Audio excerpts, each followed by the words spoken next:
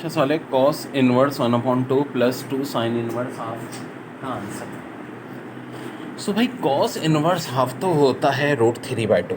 Paper में ये सवाल बहुत बार रिपीट हुआ है। प्लस 2 अपनी जगह लिखो, sine inverse half, sine inverse half of course, एक मिनट यार, एंगल्स लिखने हैं। So cos inverse half, cos की वैल्यू हाफ कितने पे होती है? 60 डिग्री पे। ठीक है, तो 60 डिग्री का मतलब π/3, 2 वैसे। साइन इनवर्स हाफ कब होती है वैल्यू? हाफ साइन की 30 डिग्री, यानी π/6। सो अब अगर देखा जाए तो ये भी 2 से कटेगा, π/3 प्लस π/3 और π/3 प्लस π/3 2π/3। ठीक है, ये आपका रिजल्ट। क्योंकि पेपर में इस तरह सवाल दिया था, ए बी सी तीनों साइडें पी के बराबर हैं। असल में आंसर उन्होंने in the term of P पूछा था। एरिया ऑफ ट्रायंगल, तीनों साइडें बराबर हैं तो इक्विलेटरल ट्रायंगल है। एस बराबर होता है a+b+c/2 के, तो हो जाएगा 3b/2। और एरिया ऑफ ट्रायंगल का फार्मूला है S-b, तो हो जाएगा S-b का क्यूब। हाँ, ये ख्याल कर लें, स्क्वायर नहीं, ये ज़ाहिर है क्यूब होगा क्योंकि 3 ब्रैकेट हैं। ये बड़ा अच्छा सवाल है। A 20 centimetre, C 32 centimetre, gamma 30 डिग्री, अल्फ़ा की वैल्यू चाहिए। तो साइन अल्फ़ा अपॉन ए बराबर होगा sine gamma upon C equal to sine beta upon P। तो बीटा और बी से तो कोई लेना देना नहीं है, इतना पार्ट हम देख लेंगे फार्मूले का। वेल साइन अल्फ़ा ए की जगह आ गया 20, साइन 30 और यहाँ सी की जगह 32। मैथ्स के रूल के तहत 20 इधर जाके साइन 30 यानी हाफ से मल्टीप्लाई होगा 10/32 यानी 5/6। तो देखो पेपर में आए हुए सवाल इतने मुश्किल नहीं होते। बड़ा अच्छा सवाल है। One angle of triangle is 82 degree, the other two angles are in ratio 2:5। Find the number of degrees in the smallest angle of triangle. So there बड़ा आसान है। 180 में से 82 माइनस करते हैं पहले तो।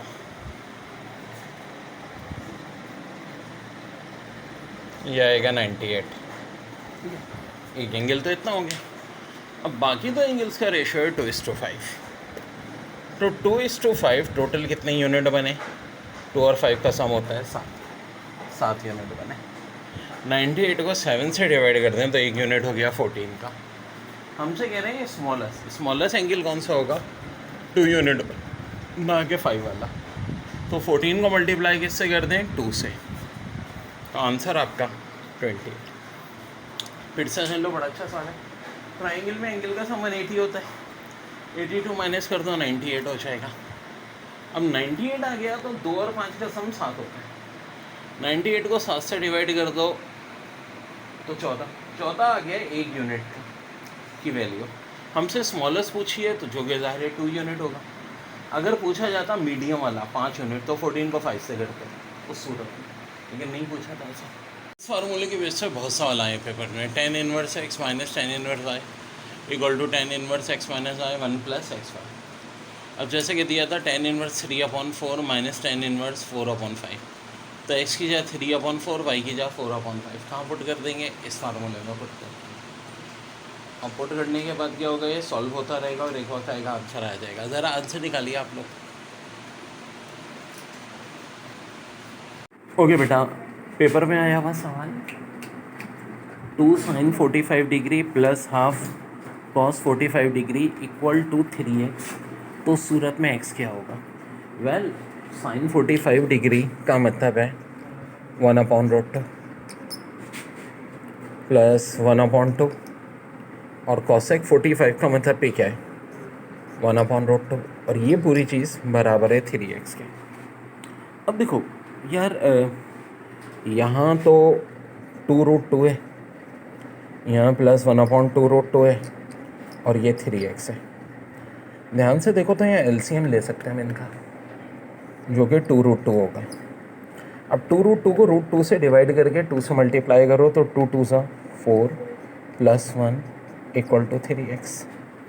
कुछ ऐसी सिचुएशन है और हमें x निकालने को कह रहे हैं, तो सिंपल सी बात है 3 उधर ले जाके डिवाइड कर दो।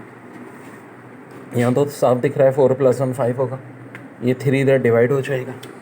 सो x की वैल्यू जो मुझे दिख रही है यहाँ 5 और ये 5/6√2। अब कुछ लोग इसको ये भी करते हैं कि रैशनलाइज कर देते हैं √2 से मल्टीप्लाई डिवाइड करके, तो वो इस फॉर्म में भी लिख सकते हैं।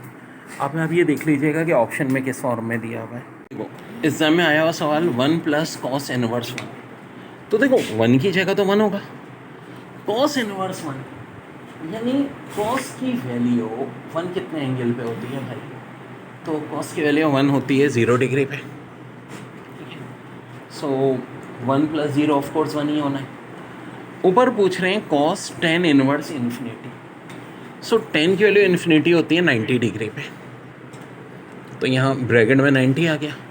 अब cos 90 ये खुद किसके बराबर होता है, 0 के। जी जो ट्रिग्नोमेट्री की इम्पॉर्टेंट वैल्यूज़ हैं ये मैं बार बार बताता रहता हूँ, क्योंकि बच्चे बड़े कंफ्यूज होते हैं और नित नए तरीक़ों से, ताकि याद रखने। देखो अब जैसा कि sin 0 हो cos 90 हो, इन दोनों के लिए हमेशा 0 होता है, आपको सोते खाते याद होना चाहिए।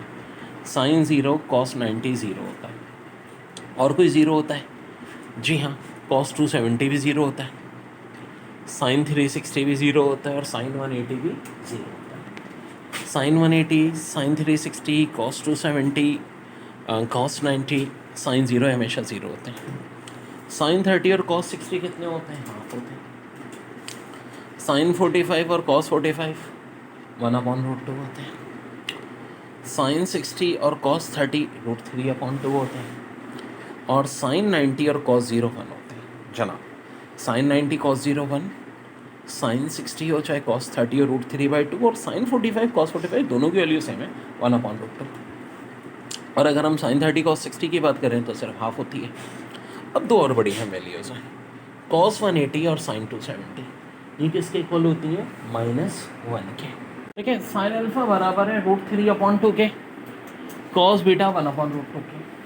तो कह रहे हैं नस के टेस्ट का सवाल है, 2α + बीटा कितना होगा, तो यार अल्फा की वैल्यू √3/2 होती है जब अल्फा 60 हो, बीटा की वैल्यू 1/√2 तब होती है जब बीटा 45 हो, जो सबसे मिनिमम वाली वैल्यू ऑन लेते हैं। अब अल्फा अगर 60 है तो 2α 120 हो जाएगा, बीटा 45 हो जाएगा। 120 में वैसे 45 एडअप कर लो, बड़ा सिंपल है, 165। x बराबर है 60 डिग्री के, और आपको पूछ रहे हैं 1 + 10 स्क्वायर x/2 10x किसके इक्वल होगा, और ये ऑप्शन 1/√3 √3 2/3 की पावर हाफ 2√3। सो बच्चों इसको कैसे सॉल्व करेंगे, x की जगह हम पुट कर देंगे 60, सो 1 यहाँ है 10 60 और इसका स्क्वायर 2 10 60 जो कि √3 होता है। अब 10 60 √3 है, √3 का स्क्वायर ऑफ कोर्स 3, ठीक है। तो देखो ना 10 60 कितना होता है, √3 का स्क्वायर 3, 3 + 1 4, 4/2 √3, ये भी कैंसिल। ऊपर आ रहा है 2, नीचे आ रहा है √3, √3 को मैं 3 की पावर हाफ लिख सकता हूँ, बिल्कुल लिख सकता हूँ। सो इसका लग है करेक्ट आंसर ये वाला ऑप्शन है। ध्यान से देख लें, थीटा 60 था, मैंने 1 + 10 स्क्वायर x किया, जिसके तहत 10 60 की वैल्यू ऑफ कोर्स √3 होती है, पुट कर दी। √3 का स्क्वायर 3 + 1 ऊपर 4 आ रहा है, नीचे डिनोमिनेटर में 2 और 10 60 यानी √3, 4 और 2 कैंसिल हुए तो 2/√3 यानी 2 ऊपर और नीचे 3 की पावर हाफ, ये आंसर है। बच्चों कह रहे हैं कि sin थीटा <0 है, tan थीटा <0 है, तो कौन सा क्वाड्रेट होगा। अच्छा, sin थीटा <0 यानी साइन नेगेटिव, और tan थीटा <0 tan पॉजिटिव। सो सी एक ही क्वाड्रेट हो सकता है, थर्ड क्वाड्रेट, क्योंकि देखो साइन जो है फर्स्ट और सेकंड में पॉजिटिव होता है, थर्ड और फोर्थ में नेगेटिव होता है, और टेंजेंट जो है वो फर्स्ट और थर्ड में पॉजिटिव होता है। तो थर्ड क्वाड्रेट वो होगा जिसमें tan पॉजिटिव होगा और साइन नेगेटिव होगा, यानी आंसर है। देखो tan 2140 डिग्री का पूछ रहे हैं, साइन क्या होगा, पॉजिटिव होगा या नेगेटिव होगा। फिर थोड़ा सा दिमाग यूज़ करो, tan 2140 डिग्री बहुत बड़ी वैल्यू है, ठीक है, बहुत बड़ी वैल्यू है। आप इतनी बड़ी जब वैल्यू आती है तो इसको सॉल्व करना आसान नहीं होता, लेकिन थोड़ा सा दिमाग लगाए तो हो जाती है। कैसे? आप क्या करो, ये बात ध्यान में रखो कि टेन और कॉट में 180 डिग्री पे क्या होता है, इनका पीरियड क्या होता है, यानी वैल्यू रिपीट होती है। सो 180 हम माइनस कर सकते हैं, लेकिन 180 माइनस करने से कोई फर्क नहीं पड़ेगा। 180 का कोई मल्टीपल, जो सबसे आसान क्या है, 1800। डायरेक्ट क्या माइनस कर दो इसमें से, 1800। जब 1800 माइनस करोगे ये बचेगा 340, यानी कि जो वैल्यू 102140 की होगी वही 10340 की होगी। 340 कौन से क्वाड्रेंट में पड़ेगा भाई? ऑफ कोर्स फोर्थ क्वाड्रेंट में पड़ेगा। फोर्थ क्वाड्रेंट होता है 270 से लेके 360 तक, और फोर्थ क्वाड्रेंट में 10 का साइन क्या होता है, नेगेटिव। तो आंसर हो जाएगा नेगेटिव।